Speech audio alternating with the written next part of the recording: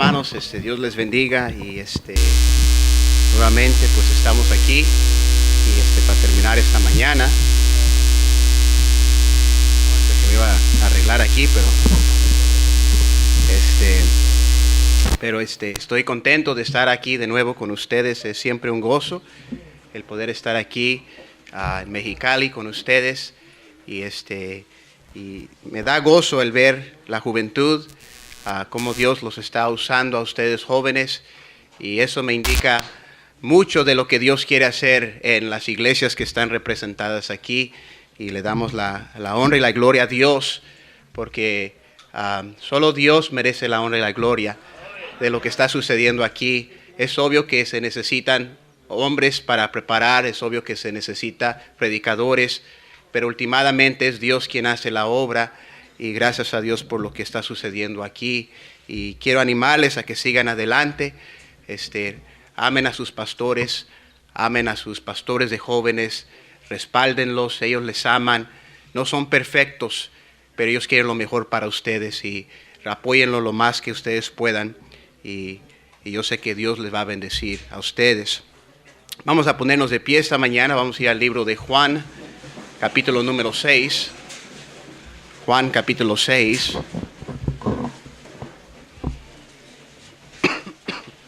Vamos a leer desde el versículo 1 de Juan capítulo 6.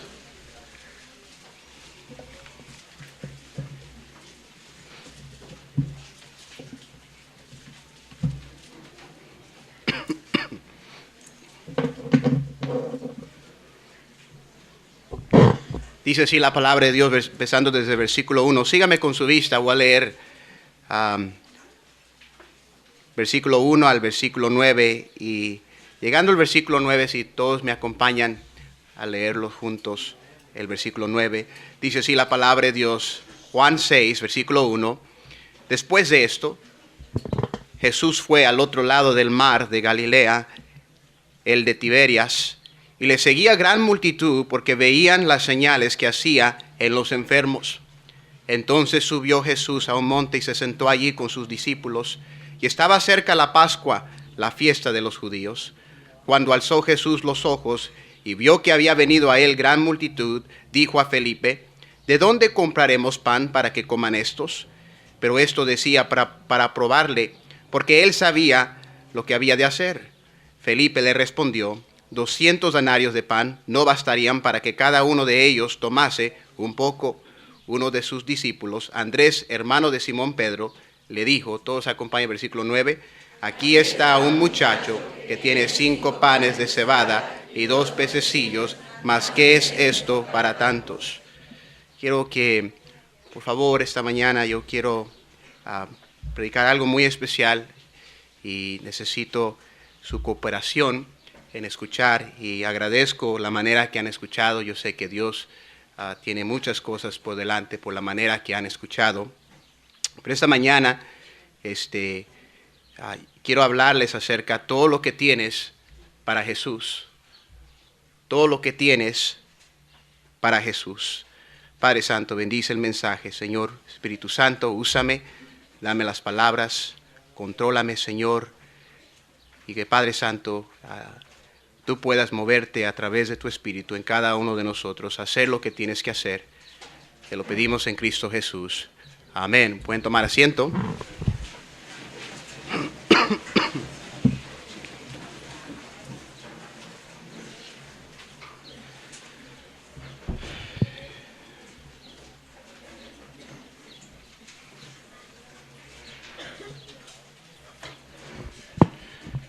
Va a ser un poquito difícil predicar lo que voy a predicar esta mañana,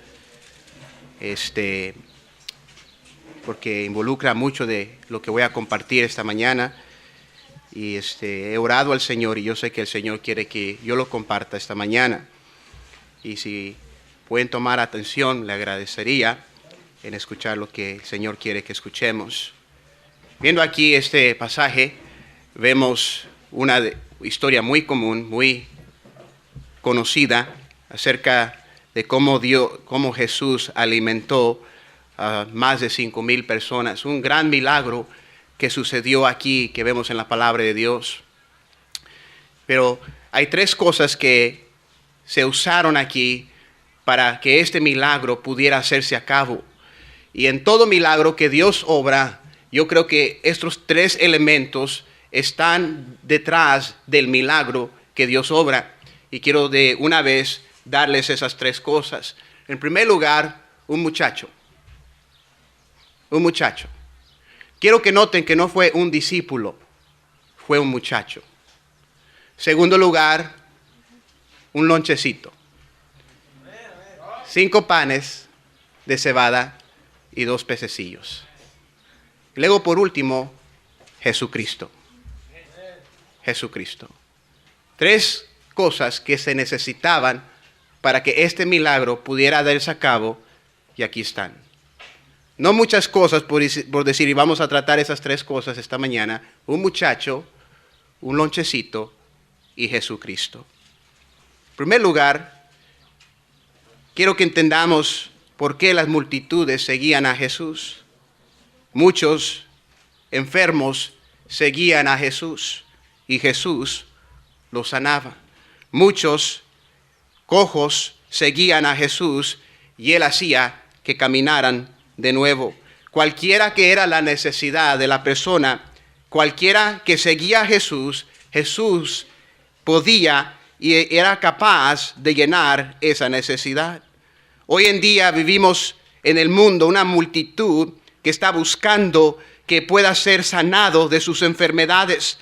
Tenemos gente enferma de la mente como los homosexuales. Tenemos gente que está torcida en su mente y necesitan ayuda. Nuestros matrimonios, nuestros hogares están enfermos hoy en día. Aún entre las iglesias fundamentales y cristianos tenemos divorcios, tenemos adulterio, tenemos fornicación y necesitamos que Jesús sane nuestros hogares en sí mismo, en nuestras vidas personales. Tenemos problemas, tenemos cosas que nos cansan, tenemos cosas que nos cargan en nuestra vida constantemente y necesitamos seguir a Jesús para que Jesús pueda suplir esa necesidad y pueda sanarnos. El mundo por la mayor parte, sigue las tinieblas y es por eso que ellos no consiguen el alivio que necesitan. Pero cada uno que entiende y llega a entender que buscando a Jesús, Jesús va a poder llenar sus necesidades, vamos a encontrar lo que Dios tiene para nosotros. Mas buscad primeramente el reino de Dios y su justicia, y todas estas cosas os serán añadidas, dice la palabra de Dios. Dios no solamente es capaz en hacer milagros en nuestras vidas, sino está dispuesto. Está dispuesto. Pastor Salazar tiene un dicho y dice: Dios quiere. ¿Quieres tú? De que Dios quiere cambiar tu vida, joven, Dios quiere. La pregunta es, ¿quieres tú? De que Dios quiere, jovencita, que te cases pura, que vengas al altar y consigas aquí tu primer beso, que ese joven te agarre la mano por primera vez. De que Dios quiere eso es lo que Dios quiere. Pero la pregunta es, ¿quieres tú?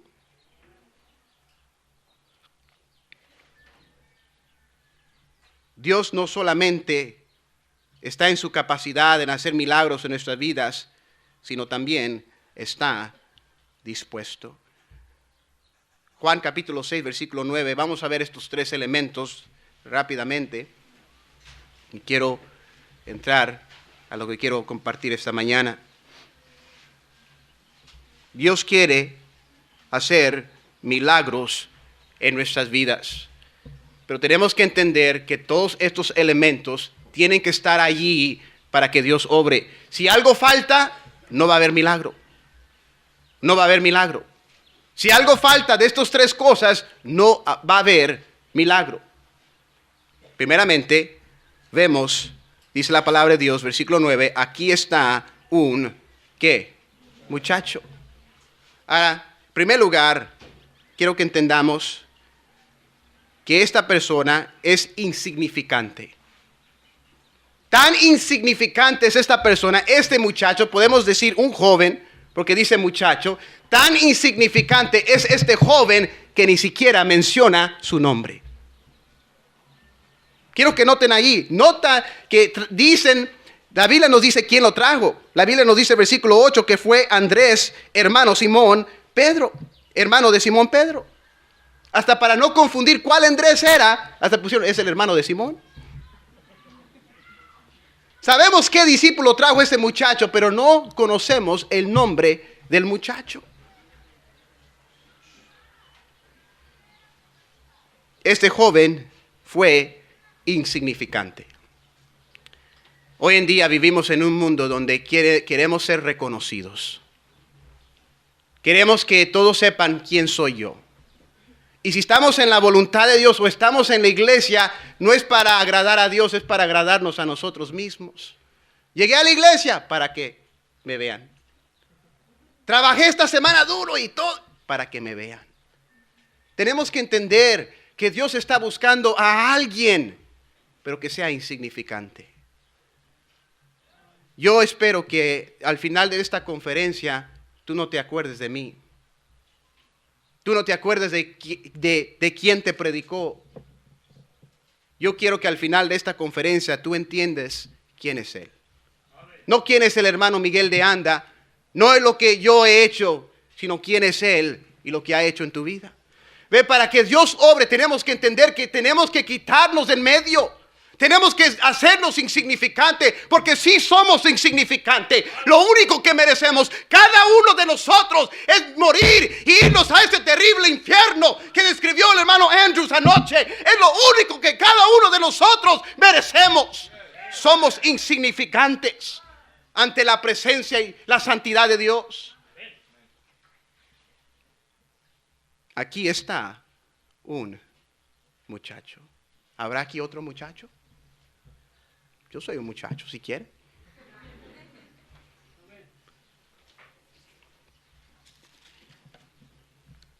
Cuando mi mamá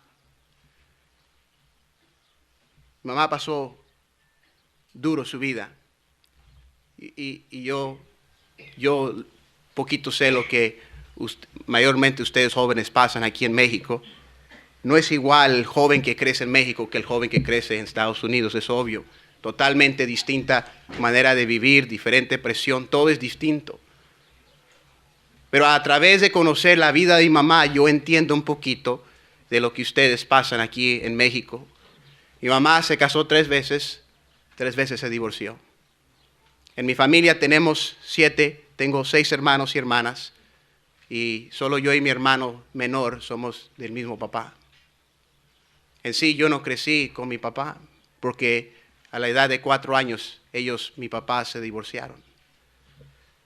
Pero cuando mi mamá estaba casada con mi papá se fue a trabajar al norte de California, a San José.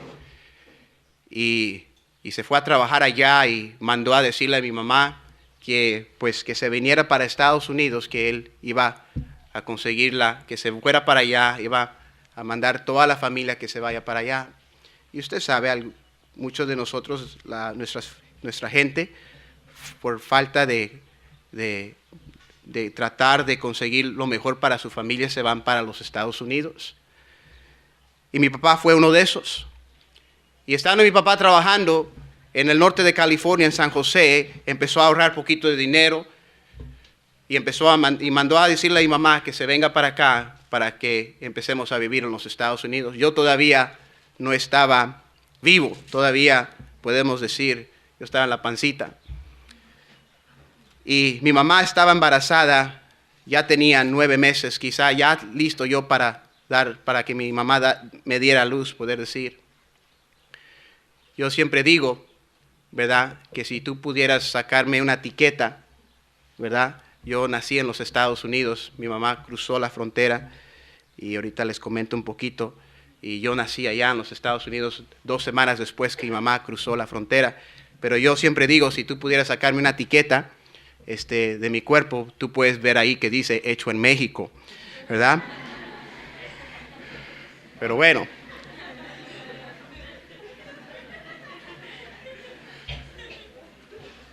Bueno, mi mamá cruzó la frontera y ustedes entienden un poquito. No es que no tenemos, es obvio que la gente que se va de aquí se va ilegalmente. Y mi mamá, 9 meses de embarazada, tuvo que pasar la frontera así. Mi mamá es una persona fuerte. Mis padres son de Jalisco y ellos son fuertes y me han contado que de guerras y que quién sabe qué entre familias y ranchos y verdad. Yo no sé aquí, verdad aquí, pero a mí me han contado algo así de mis familias.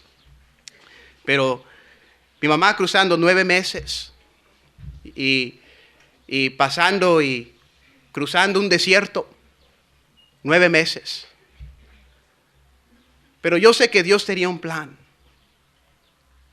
Y ella llegó, tenía un hermano en Los Ángeles, mi tío Manuel. Y llegando a Los Ángeles, pues mi tío Manuel, que estaba un poquito ya establecido en los Estados Unidos, él empezó a ayudarla un poquito. Nací 2 semanas después, como había dicho, en Los Ángeles. Y mamá siempre me dice que cuando ella, primera vez que se sintió mal del embarazo, fue al doctor y le dijo, señora, tiene un tumor. Así que yo le digo, y siempre me dice, tú eres mi tumorcito, ¿verdad? El tumor, pues, llegó a ser yo, ¿verdad? Y pero llegando a los Estados Unidos, pues es obvio que empezamos a vivir en los Estados Unidos. Mi papá siguió trabajando en San José mientras mi mamá vivió en Los Ángeles. Y por X razón, ella iba para allá ciertos días o ciertos meses a veces para poder estar allí con él.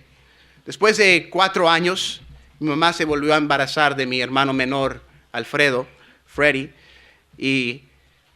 y cuando eso sucedió, había muchos problemas en mi hogar, y yo sé que yo no entiendo todo, pero mi mamá me ha escrito unas cartas y ve mi vida ahora lo que es, y ella quería explicarme ciertas cosas.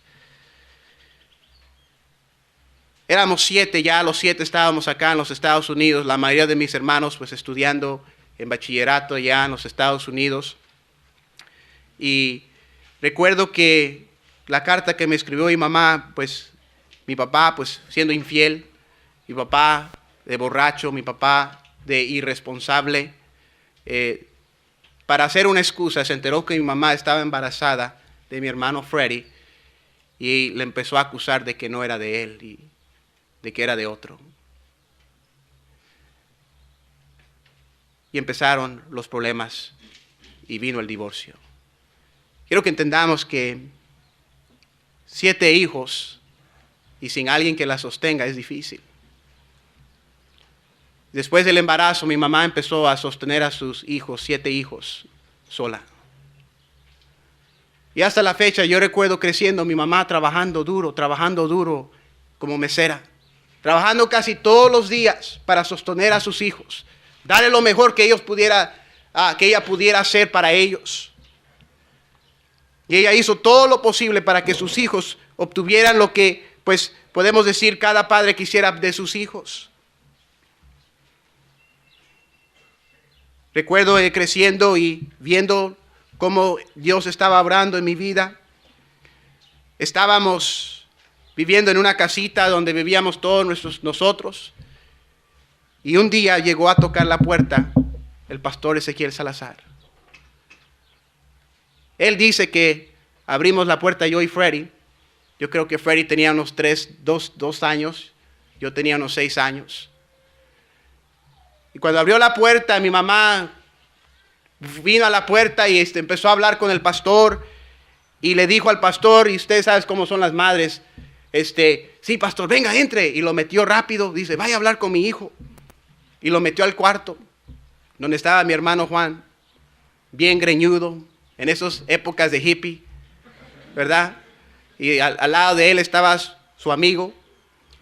Y ahí mismo, pastor habla, esta historia mismo él ha contado, donde estaban estos dos, uno mi hermano, tenían marihuana en el medio de la mesa y estaban enrollando su marihuana ahí, haciendo sus paquetitos para el ratito.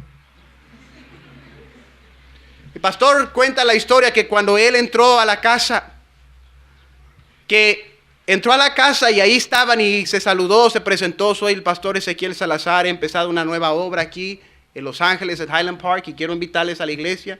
Y pues ellos nunca le pusieron atención, siempre ellos ocupados, nomás viendo la marihuana y haciendo su trabajo y nomás le decían. Y pastor se sentó ahí y les dijo, quiero contarles una historia, y empezó a compartir el evangelio. Y pasó todo el evangelio y él les decía, ustedes reconocen que son pecadores, y ellos.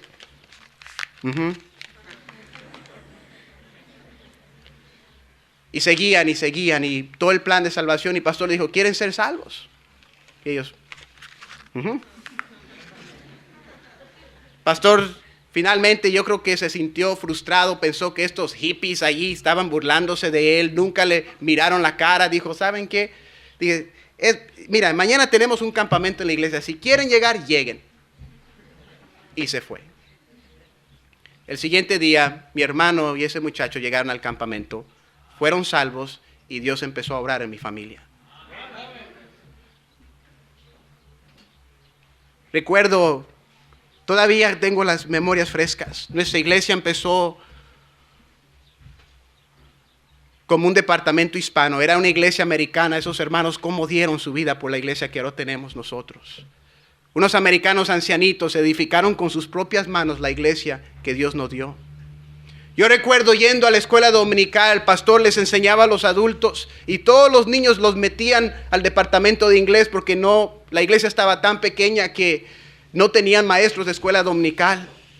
Yo recuerdo que iba yo a la clase con la maestra y ella nos sacaban un corazoncito y nos cantaban las historias de cómo el corazón es negro por el pecado. Y luego nos contaban cómo el corazón era rojo por la sangre de Cristo. Y luego nos decía, cuando la sangre de Cristo viene a tu vida, lo deja blanco. Y luego nos enseñaban el corazón de oro. Dice, cuando tú estés en el cielo, Dios va a coronar tu corazón con oro. Serás glorificado. Y todas esas canciones que ellos nos enseñaban, me las recuerdo tan frescas.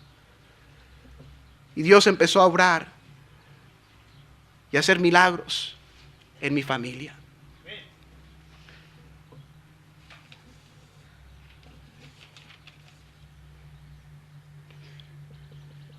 Recuerdo que llegó al punto donde empecé mi primer año de secundaria y estábamos envueltos en la iglesia y por X razón, por mi mamá, la manera que batallaba bastante, empezamos a movernos mucho. Recuerdo que yo estaba en primer año de secundaria. Resulta que yo estaba en clases, yo nunca supe nada, nunca me anticipó mi mamá. De repente yo estaba en mi clase estudiando y de repente llega una señora de la oficina y dice, necesito a Miguel de Anda. Yo me presenté a la oficina y ahí estaba mi primo que me vino a sacar de la escuela temprano y yo estaba contento. Pero yo empecé a ver que empezó a sacar todos mis folders, empezó a sacar todo mi registro, empezó a sacar todo mi pasado de las escuelas. Y dijo, sí, necesito todo el papelerío porque lo vamos a mover de escuela. Y yo no sabía nada. Y resulta después me dijo, hay una emergencia en México, nos vamos a ir a vivir un poquito en México. Resulta que tu abuela le han detectado cáncer y tiene poco para vivir y tu mamá ha decidido vivir en México para cuidar de tu abuela. Y pues yo no sabía qué esperar. Yo apenas recién joven, dije pues yo no quería moverme de escuela. Es más, yo iba a la escuela como 2 horas porque no quería moverme de escuela. Me subía en autobús, un camión, me llevaba y de regreso me traía. A veces me quedaba con mi primo que trabajaba cerca. Pero yo no estaba muy de acuerdo en lo que Dios estaba haciendo en ese tiempo. Recuerdo que nos movimos a Colima, en México. Y recuerdo que empezamos a vivir ahí en México.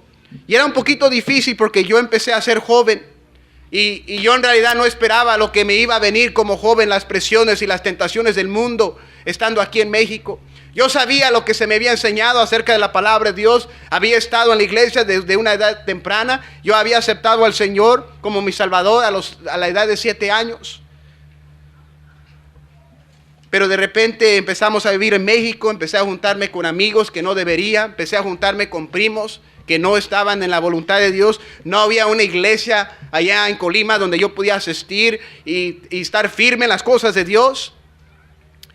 Y recuerdo que al curso de 2 años, casi 2 años, vivimos en México. Gracias a Dios, mi mamá trajo un predicador en una ocasión y ese predicador ganó a mi abuela para Cristo, ahí en la cama, casi muriéndose de cáncer, y mi abuela aceptó al Señor como su Salvador. Pero yo recuerdo que a final de cuentas, una tragedia sucedió antes que mi abuela murió. Mi tío Manuel, que les había comentado que le dio hospedaje a mi mamá y cuidó un poquito en ella de Los Ángeles, pues ya que prosperó en Estados Unidos, decidió venirse de regreso a México. Y él estableció 3 tipos de negocios en diferentes locales en Colima y empezó a tener éxito en ellas. Y por medio de esto, él estaba cuidando de mi abuela, la medicina, los doctores, y le había comprado casa y él estaba muy establecido. Antes que mi abuela murió, una tragedia sucedió en el cual de repente mi tío Manuel le dio un ataque de corazón y se murió. Nadie esperaba. Todos estábamos dedicados a ayudar a mi abuela. Yo recuerdo mi hermano, yo y Freddy abríamos la Biblia y le contábamos historias y le leíamos la palabra de Dios a ella. Y nosotros tratando con nuestra abuela y tratando de ayudarla y esperando que Dios haga un milagro en ella. De repente da la noticia de que mi tío Manuel murió. Y empiezan, ustedes saben, las broncas y las peleas entre quién agarra qué. Mi abuela enferma de cáncer y llegan todos los hermanos de mi mamá y eran como 9 y empiezan, no, que a mí me pertenece esto y aquí, y aquí. Resulta que mi mamá consiguió uno de esos negocios. Mi mamá empezó a trabajar mientras estábamos en México, a correr ese negocio para poder cubrir la medicina todavía y los doctores de mi mamá, de mi abuela. Y recuerdo, no muy después que mi tío murió, falleció mi abuela. Ya después de ese tiempo, ella falleció en el mes de junio. Acercándose el mes de agosto, mi mamá vino a mí y a Freddy y nos dijo, miren hijos, he decidido que nos vamos a quedar en México. Pero yo no quiero hacer esta decisión sin consultar con ustedes porque yo sé que ustedes han vivido aquí y yo los jalé para acá. Y yo quiero este día darles una decisión que tienen que hacer. Yo recuerdo que mi mamá me vio a mí porque yo era el mayor, tenía 13 años. Y me dijo, Miguelito, yo me voy a quedar a vivir aquí. Pero si tú quieres, dice, ya hablé con Mago, tu hermana. Y yo te puedo mandar para los Estados Unidos para que vayas a estudiar. Y yo te voy a visitar, yo te mando dinero. Pero si tú te quieres quedar aquí, está bien. Pero si tú te quieres ir, también estoy de acuerdo. Es por eso que te estoy diciendo eso. Y yo recuerdo con lágrimas, tratando con mi mamá ese día. Ella con lágrimas porque quería lo mejor para sus hijos. Y yo sé que hasta la fecha, si yo no hubiera tomado la decisión correcta, yo no estuviera aquí. Yo recuerdo que yo le dije a mi mamá, mami, yo te quiero mucho. Le dije, tú sabes. Le dije, pero yo quiero ir a estudiar a Estados Unidos. Y luego vio a mi hermanito Freddy. Y le dijo, ¿y tú, mijo? Y Freddy ya estaba llorando. Y dijo, mami, mi hermanito se va para allá. Y tú te quedas aquí. Dice, yo voy a ir a cuidar a mi hermanito allá. Y me voy con él.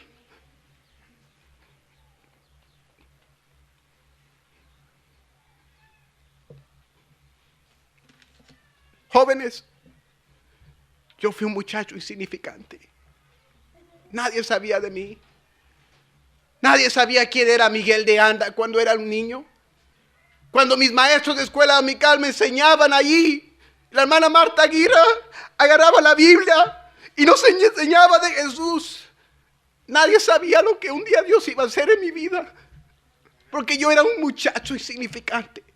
Igual que tú. Problemas, divorcio, alcohol, fornicación, droga. Y es todo lo que yo podía ofrecer al Señor. Un muchacho insignificante. Juan capítulo 6, la Biblia no simplemente nos dice que era un muchacho insignificante.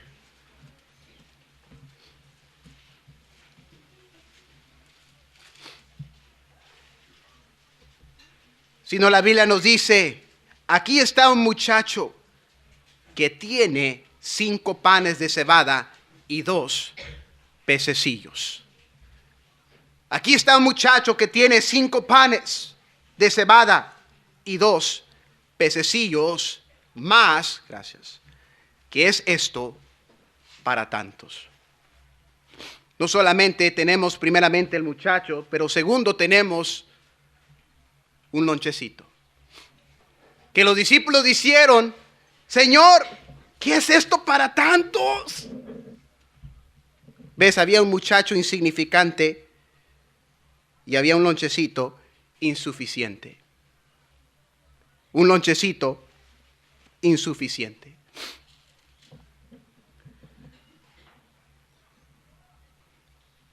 Joven, no importa lo que tú trates de hacer y ver en tu vida, nunca va a ser suficiente.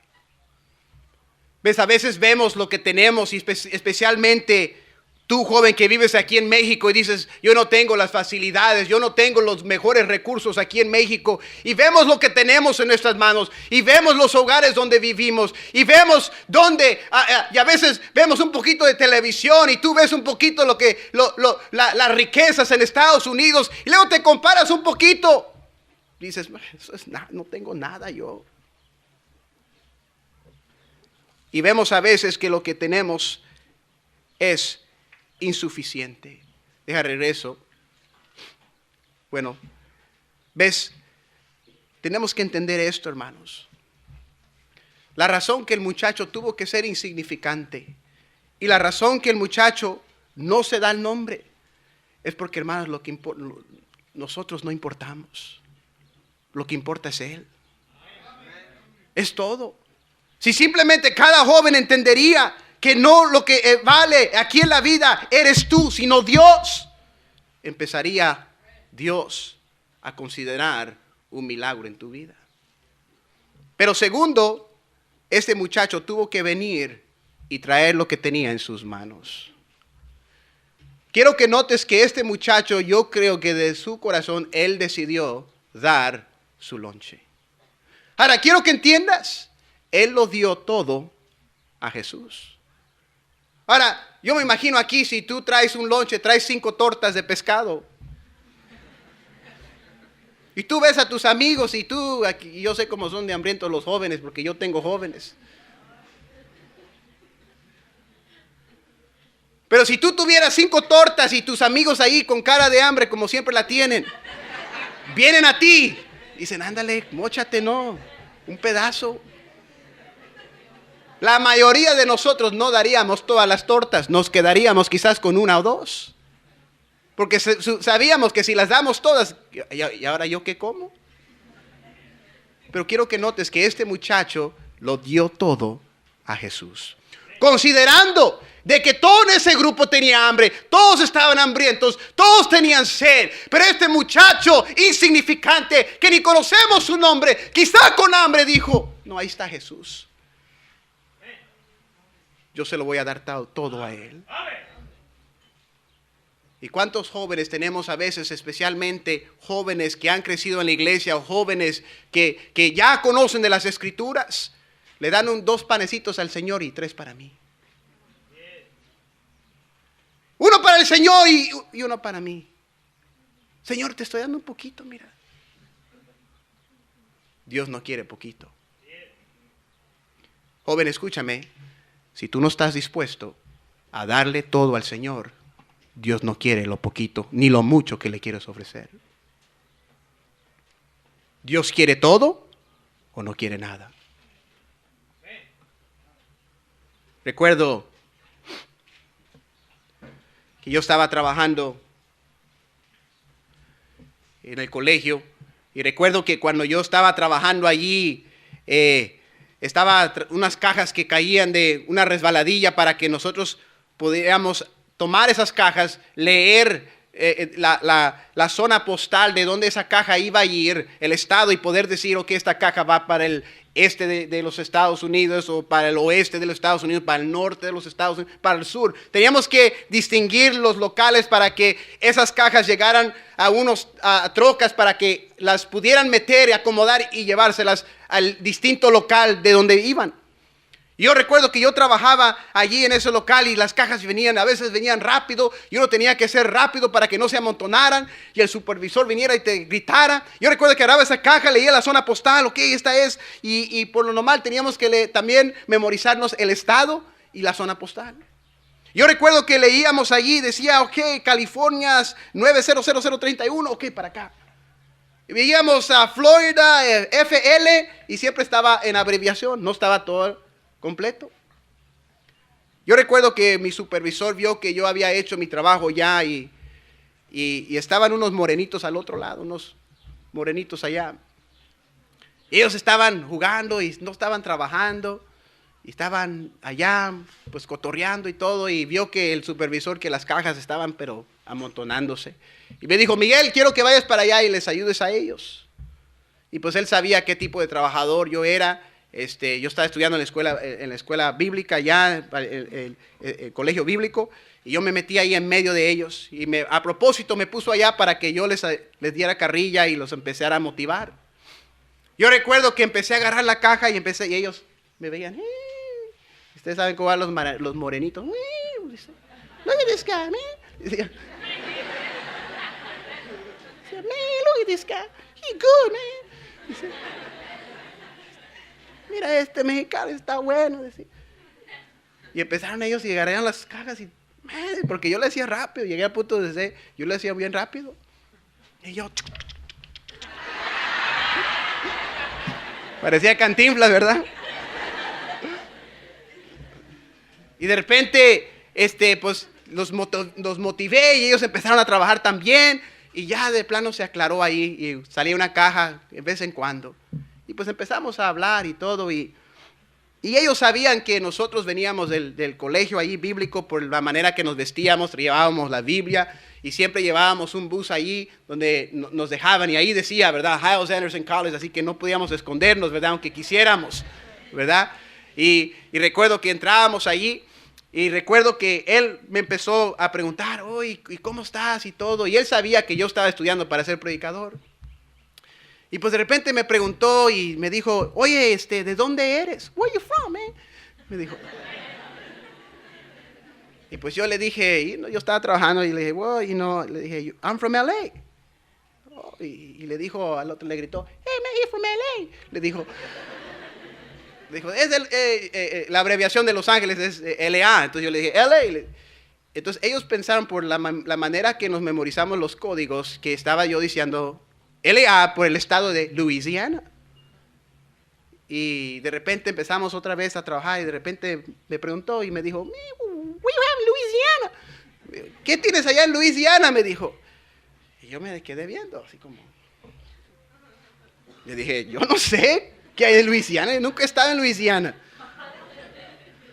Y yeah, you say you're from LA.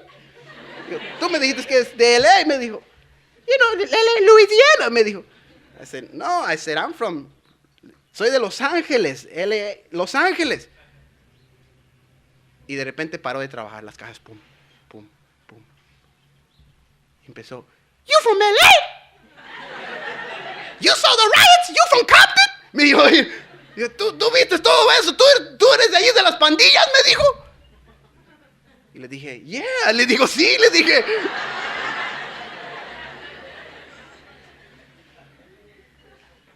Y luego se sorprendieron y dijo, and you're going to be a preacher? ¿Tú vas a ser un predicador? Se asombraron de que alguien que vivió en ese local de drogas y alcohol y gangas y esa situación dijera, ¿este va a ser predicador? ¿Ves, joven? No es de dónde eres, es de lo que estás dispuesto a dar para el Señor. Y mientras yo crecía en medio de pandillas y mi hermano andaba de pandillero, un hermano mayor, y andaba en drogas y andaba en alcohol, yo andaba en la iglesia cantando, alabando al Señor, haciendo todo lo posible, dando todo mi porque eso es lo que quería Dios de mí. No un poquito, no un pie en el mundo y un pie en la iglesia. Dios quería todo, Miguel de Anda y la iglesia Bautista Montecito, o no quería nada.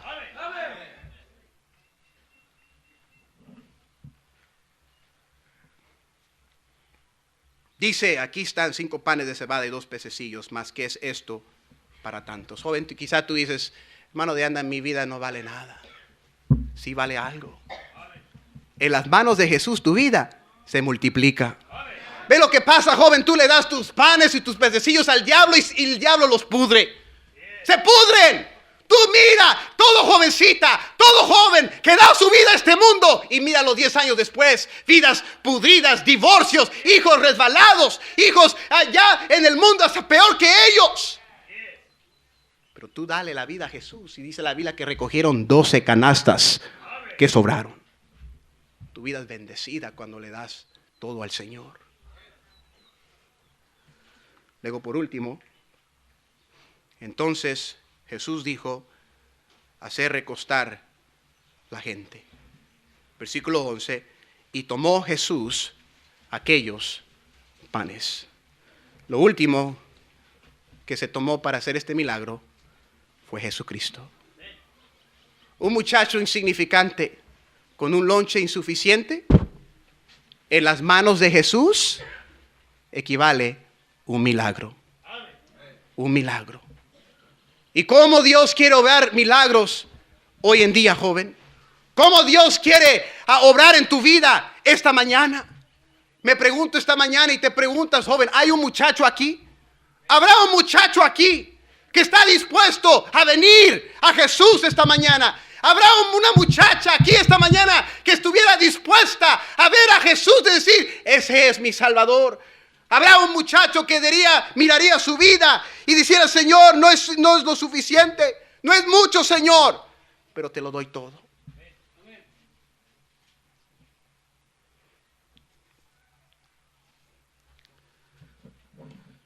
¿Ves? Cuando tú le das todo eso al Señor, Dios empieza a obrar en tu vida. Dios empieza a hacer milagros en tu vida. Escúchame, joven, tú vas a necesitar a Dios. Tú vas a necesitar a Dios. Tú dices, no, ahorita yo hago lo que yo quiero. No, pero espérate, un día tú vas a necesitar que Dios obre un milagro. Tú vas a necesitar que Dios obre en ti, en tu vida, en tu papá, en tu mamá. Y quizás Dios necesita que el milagro empiece en tu vida.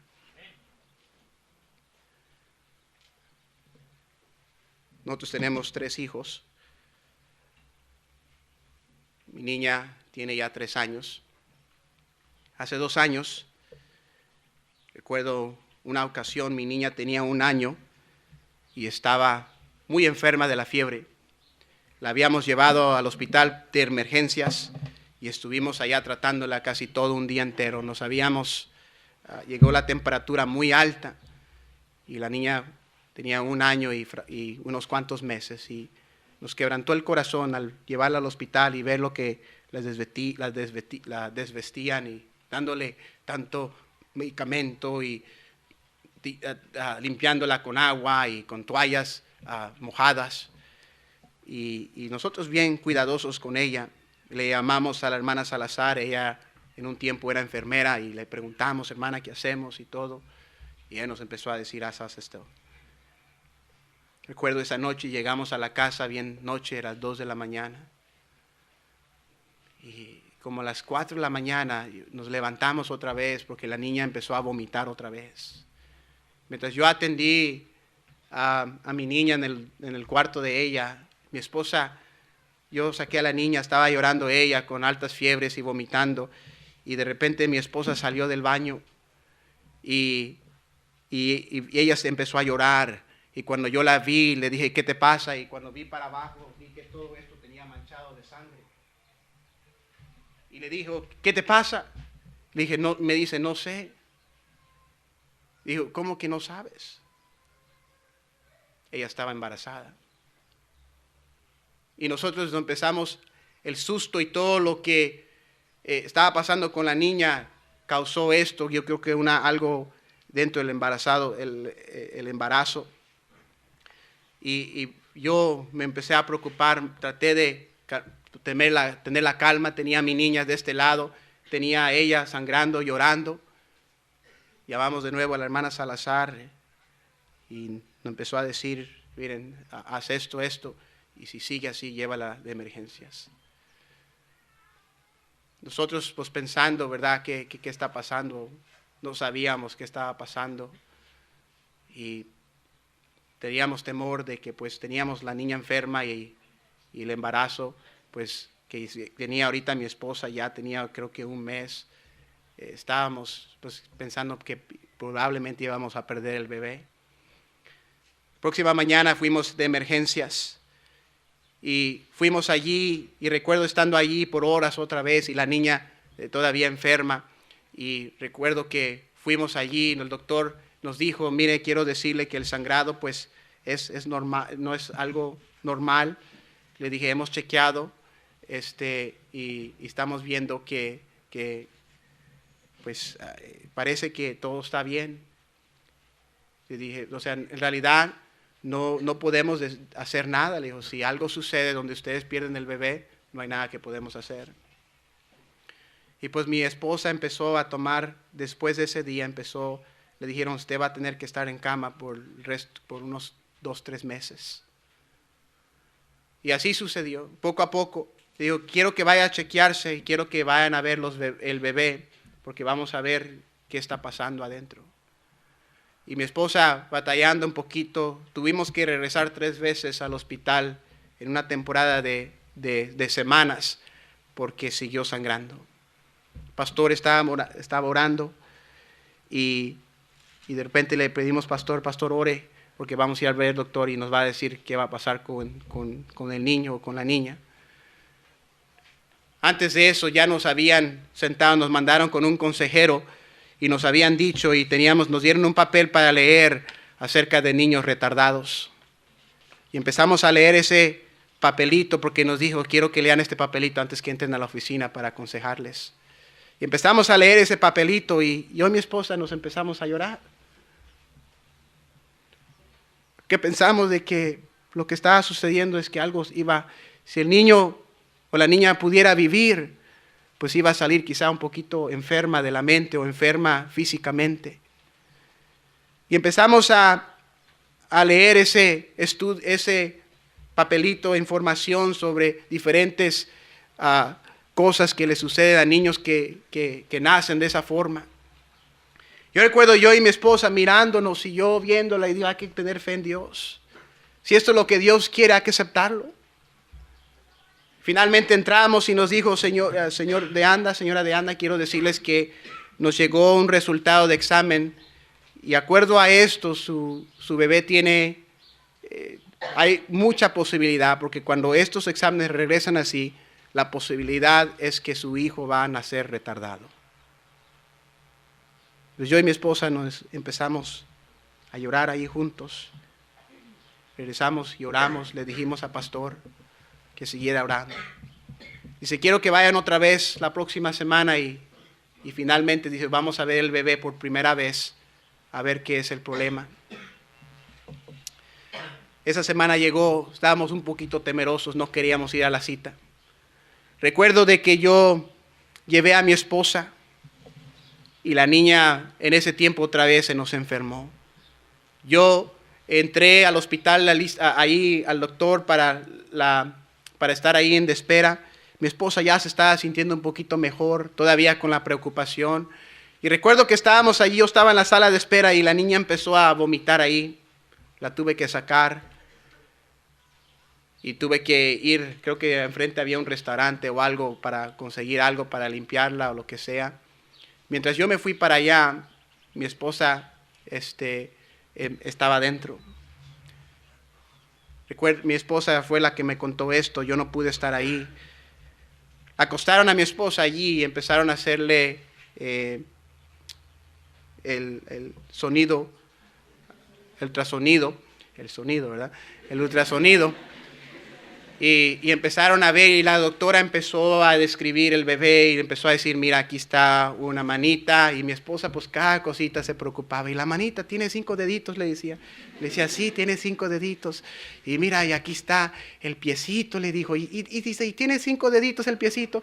Dijo, sí, tiene 5 deditos. Y de repente la doctora como de que, mira, aquí está la espina dorsal. Y de repente llegó y dijo, ah. Mi esposa, ¿qué pasó?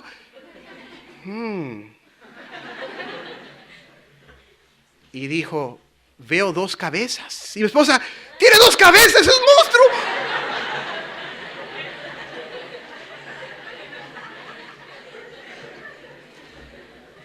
Dijo, no, son gemelos.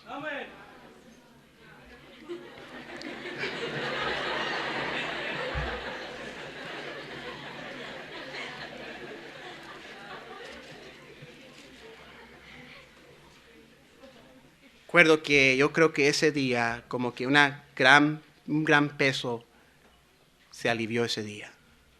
Recuerdo llamándole a pastor y le dije, pastor, recuerde que estábamos orando y yo un poquito serio, ¿verdad? Porque así bromeamos con pastor, Miguelito, ¿qué pasó? Dime, ¿qué pasó? Pues pastor, fuimos al doctor. ¿Y qué pasó, Miguelito? ¿Qué pasó? Pues pastor, entramos a la oficina. Miguelito, ¿qué pasó, Miguelito?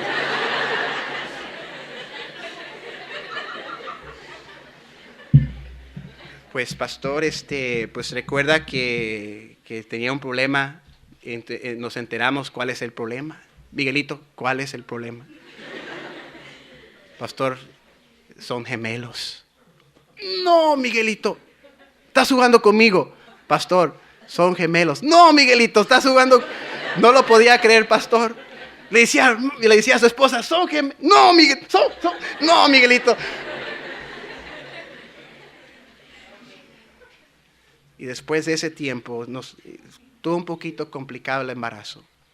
Recuerdo que estuvimos, el doctor, ya nos habían dicho la razón que el resultado fue así, es una de 2 razones, o va a ser retardado o iban a ser gemelos. No nos dieron la otra cosa, no esperaban eso ellos. Pero recuerdo que empezamos yendo con ellos al hospital porque era el embarazo delicado. Llegamos un día al doctor y el doctor siempre nos daba buenas noticias y malas noticias. Íbamos y, gloria a Dios, todo está bien. Y decíamos, hermanos, sigan orando, hermanos, porque todo va bien. Y la siguiente semana, estamos preocupados, los niños, necesito que vengan mañana. Y hubo tiempos donde íbamos todos los días. Y nosotros orando y orando. Y hubo una temporada donde de plano nos dijeron, ¿saben qué? No sabemos qué va a pasar, el agua está muy baja, este niño no está ganando mucha nutrición, necesito que vengan, y así fue. Recuerdo una ocasión el doctor nos vio los niños, estuvimos viendo a un local donde tenían una máquina, ¿verdad? El doctor se sentaba en una silla, parecía robot, le decía, y así podía ver los niños mejor y todo, y era su profesión solo tratar con gemelos o triáteres o 4 de 6 o de cuantos quieras, ¿verdad? Y recuerdo que el doctor finalmente nos dijo, ¿saben qué? Este embarazo, yo no sé, nos dijo esto, yo no sé qué están haciendo ustedes, pero lo que estén haciendo, síganlo haciendo. Yo recuerdo en ese instante, volteé a mi esposa y le dijo, pues vamos a seguir orando. Los niños nacieron un poquito prematuros. Van a tener 2 años el próximo mes. Aquí tengo una foto de ellos. Se creen cool, ¿verdad?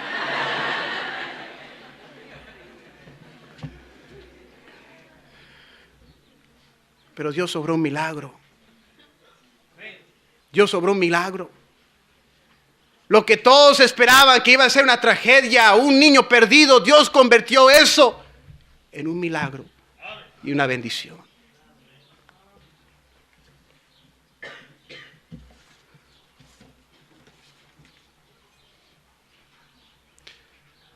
Hace poco, hace 2 años, nuestra iglesia estaba en un proceso de moverse.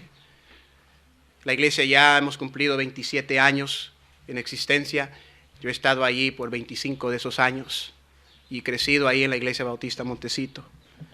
La iglesia estaba en una condición donde nuestro pastor tomó un gran paso de fe. La iglesia ya estaba corriendo más de 1,000 personas y el pastor sintió la necesidad de mover la iglesia para que siguiéramos creciendo. El pastor agarró a los hermanos, dijo, hermanos, nos vamos a tomar un paso de fe. No sabemos dónde nos vamos a ir, pero lo vamos a hacer. Y nos movimos a un local donde habían unos chinos teniendo servicios y nos prestaron sus localidades.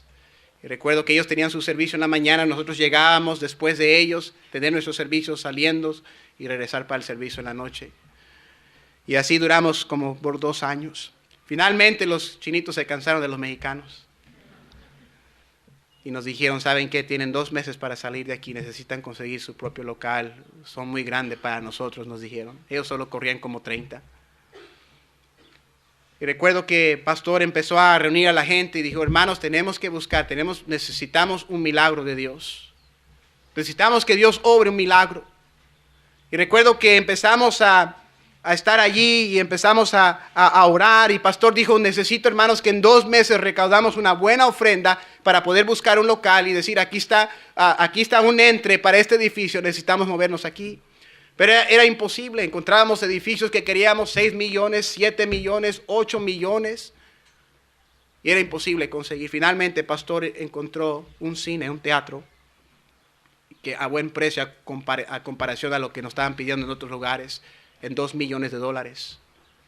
Y recuerdo que el pastor agarró a los hermanos y dijo, hermanos, vamos a orar. Llevamos los diáconos, los asistentes, llevó a pastores, amigos y empezamos a orar por ese edificio. Y recuerdo que finalmente una compañía de financiero vino hacia la iglesia, dijo, nosotros los vamos a apoyar, necesitan para cuánto entre, nos dijeron, ok, les vamos a prestar les vamos a prestar $200,000 para que nosotros les vamos a poder prestar el dinero, 2.2 millones, si ustedes solos vienen con el 10%, $220,000. Y pues pastor bien animado, dijo, ¿qué hermanos? Necesitamos $220,000 aquí a un mes. Los hermanos pusimos un termómetro, $220,000, y los hermanos empezaron a dar y subió a 50,000. Y los hermanos siguieron dando y muchas iglesias se enteraron de lo que estaba pasando. Y una iglesia mandó un cheque de $1,000. Y de repente otra iglesia de $2,000. Y otra iglesia $3,000. Y otra iglesia $10,000. Y el termómetro subió $160,000. Y seguía subiendo, siguió subiendo. Finalmente rebasamos la meta. Y el pastor estaba emocionado. Una semana antes de irnos y transmitir todo, la financiera nos llama y nos dice, ¿saben qué? Quiero decirles que no vamos a poder darles el préstamo con el entre que van a dar. Necesitan $500,000 más. Y pastor dijo, ¿qué? Y estábamos hablando con una financiera que ayudaba a iglesias y era un hermano que nos estaba ayudando y nos dijo, explícame otra vez, dijo, tú esperas que yo vaya a mi iglesia en una semana, dijo, nos tomó 2 meses para recaudar $220,000 y tú quieres que en una semana yo recauda $500,000. Digo, lo siento señor Salazar, mire, esta es la situación, ustedes pensábamos que esto iba a ser esto, pero regresaron los resultados, perdone que nos trató tanto. Yo sé cómo está la situación, pero quiero decirles que si ustedes no consiguen $500,000, ese edificio se lo van a vender a unos budistas. Una semana. El pastor agarró la iglesia y dice, hermanos, quiero que empecemos una cadena de ayuno y oración. Hermanos, dice, Dios es grande, tenemos que confiar en Dios. Si Dios quiere que ese edificio sea nuestro, Dios va a abrir las puertas. Yo enseño en la escuela cristiana, recuerdo en una ocasión que yo estaba enseñando y la secretaria vino y me dijo, mano de anda, pastor quiere hablar con usted en el teléfono. Agarré el teléfono, le dijo, sí, pastor. Dice, Miguelito, ¿tienes tus maletas empacadas? Y le dije, ¿para qué, pastor? Dice, porque nos vamos a ir a ver a tu papá. Y yo, ¿para qué, pastor? ¿Mi papá? Y él me dijo, acabo de hablar con él, estaba en el teléfono con Freddy y con él, y él está dispuesto a prestarnos $500,000. Y yo estaba, mi papá, Miguel de Anda, mi papá. Y el pastor decía, sí, yo tampoco lo creo, pero acabo de hablar con él y él me dijo, pastor, véngase para acá y vamos a hablar acá. Dice, si usted necesita 2 millones, yo le voy a ayudar.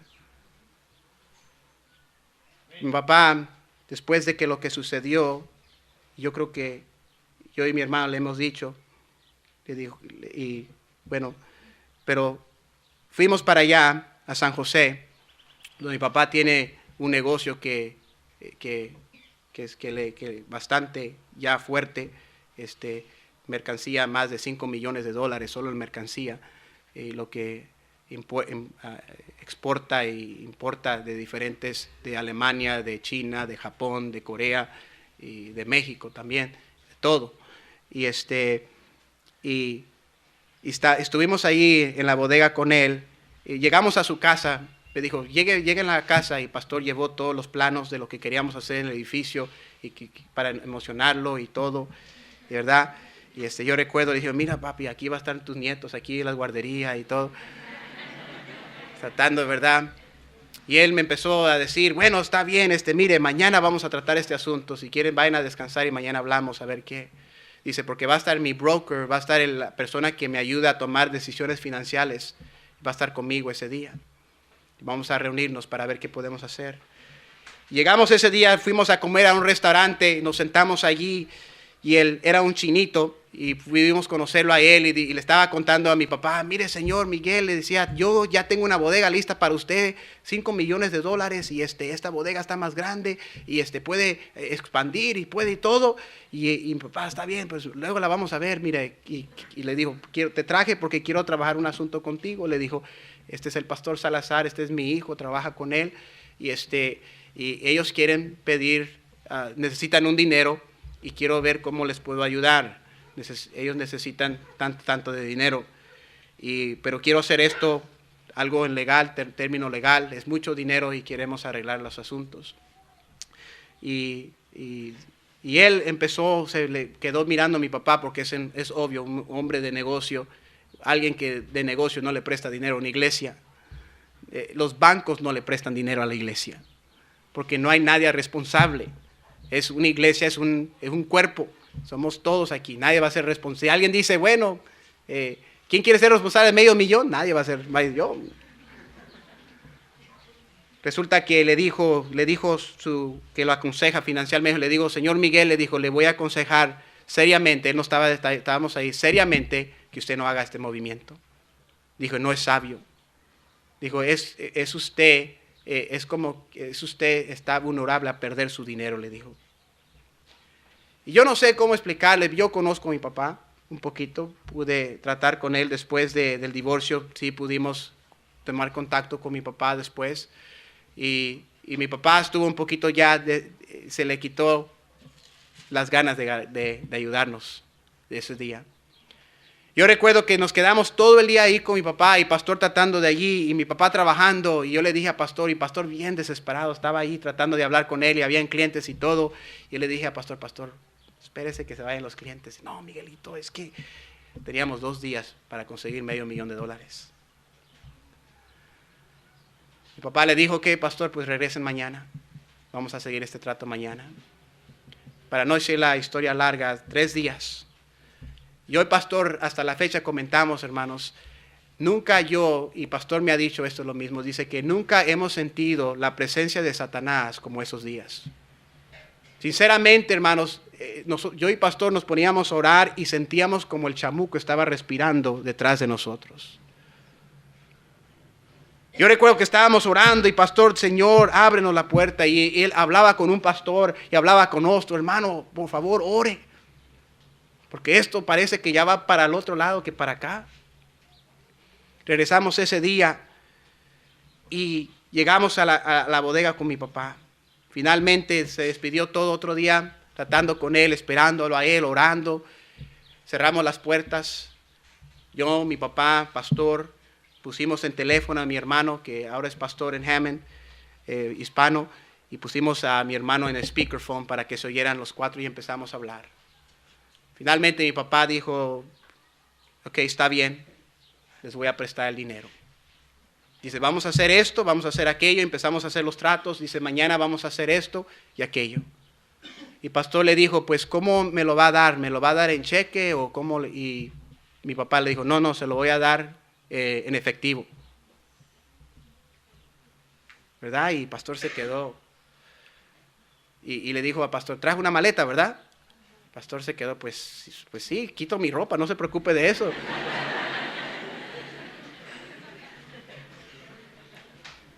De repente, el siguiente día, llegamos a la bodega y mi papá estaba animado y todo. Y entramos, yo recuerdo, agarré el teléfono, empecé no sé quién estaba llamando, creo que con mi esposa.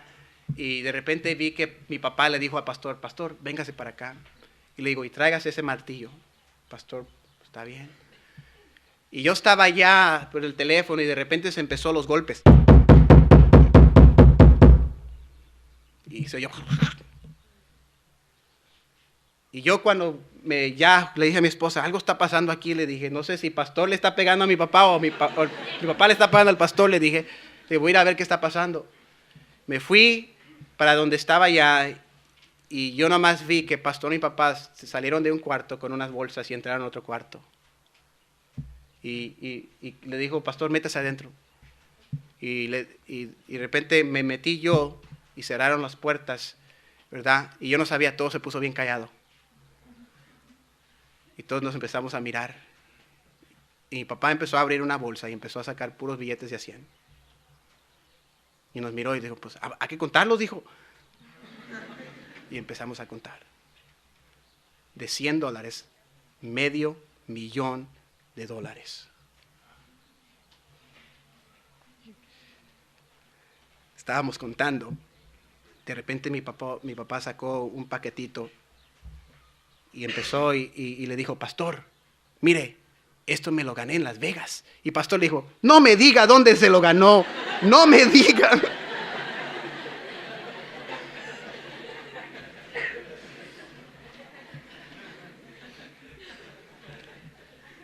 Empacamos todo y antes de salir, el cuarto cerrado, mientras estábamos contando el dinero, de repente hubo un toque en la puerta. Y era la secretaria. Señor Miguel. Mi papá, ¿qué quiere?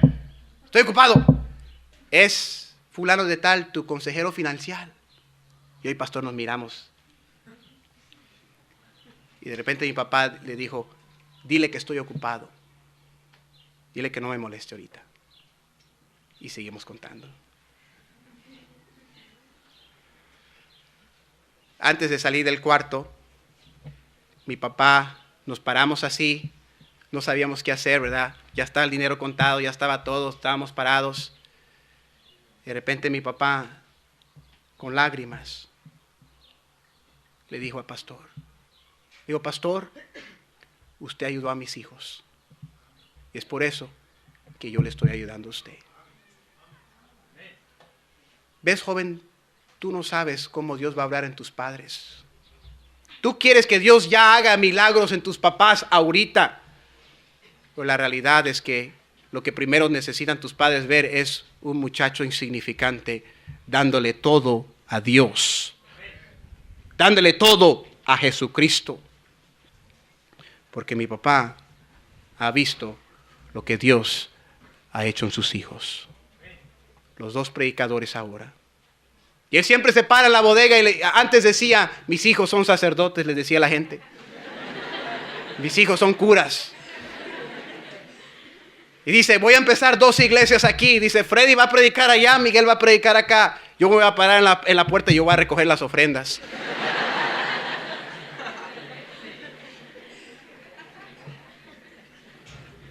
Escúchame, joven. Tú estás viendo aquí enfrente de ti, no Miguel de Anda, no un pastor de jóvenes, no un predicador. Tú estás mirando aquí enfrente de ti un milagro de Dios. Un milagro de Dios. Todo cabeza inclinada.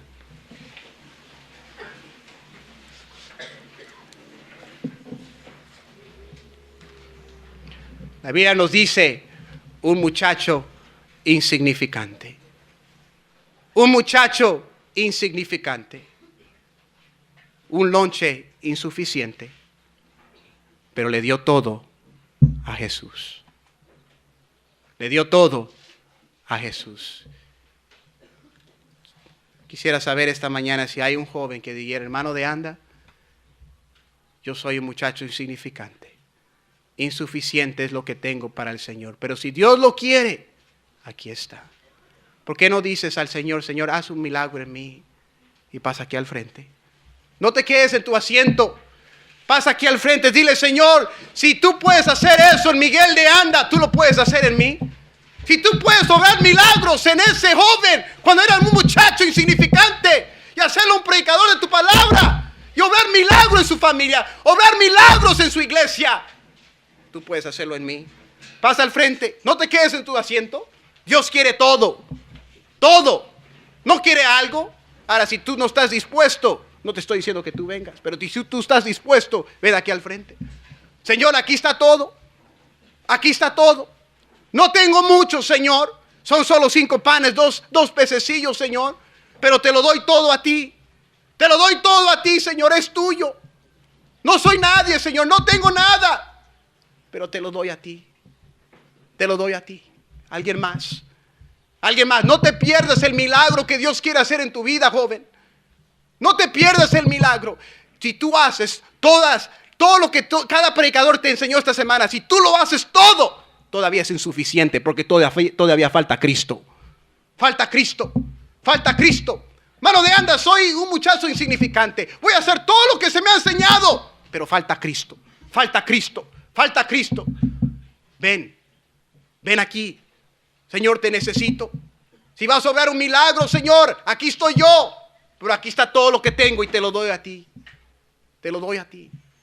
Te lo doy a ti, Señor. Dios quiere. Dios quiere, joven. ¿Por qué no quieres tú? ¿Por qué no quieres tú? Tú no sabes qué es lo que Dios va a obrar aquí a 20 años. Pero Dios tiene un milagro ahí para aquel muchacho que lo da todo. Y lo da todo a Jesús. Señor, he aquí vengo a ti de nuevo, Señor. Y dándote todo. Señor, tú conoces mi vida. Tú sabes de dónde tú me has traído. Y Señor, yo te lo doy todo. Te lo doy todo, Señor.